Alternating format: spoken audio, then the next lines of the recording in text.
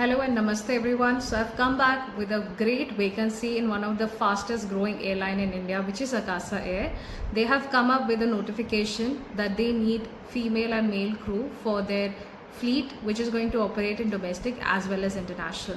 So it is a very great opportunity. I would really urge you all to apply for the same, whoever wishes to join as a cabin crew and fulfill their dream of flying.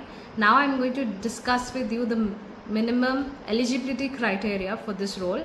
Please listen to it carefully before you apply, because it is very important that you meet all the criteria. Minimum height requirement for female candidate it's 155 centimeters, and for male candidate it is 167.5 centimeters. For BMI for female candidates it's from 18 to 23, and for male candidates it's from 18 to 25, which is a good relaxation. Now make sure that you meet these criteria, because if you get selected till the last round and your BMI is measured after that, then if you do not meet this particular criteria, you might get rejected.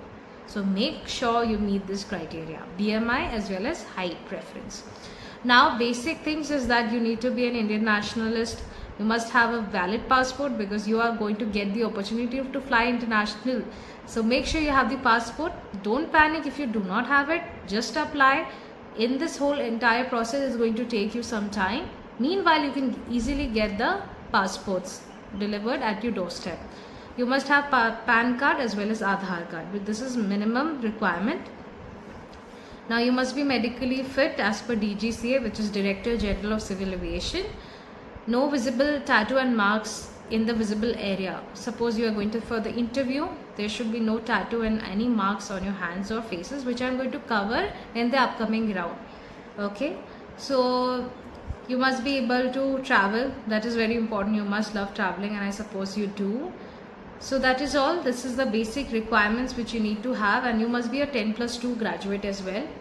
So this is the minimum requirement. I'm going to cover what comes next, what are the next rounds that you're going to face. So stay tuned to my channel, and if you have any query regarding this, then please comment in the comment box so that I can easily address to your query, and I'm going to drop the link in order to how to apply for this job role in the description. So stay tuned and please do check that and apply as soon as possible.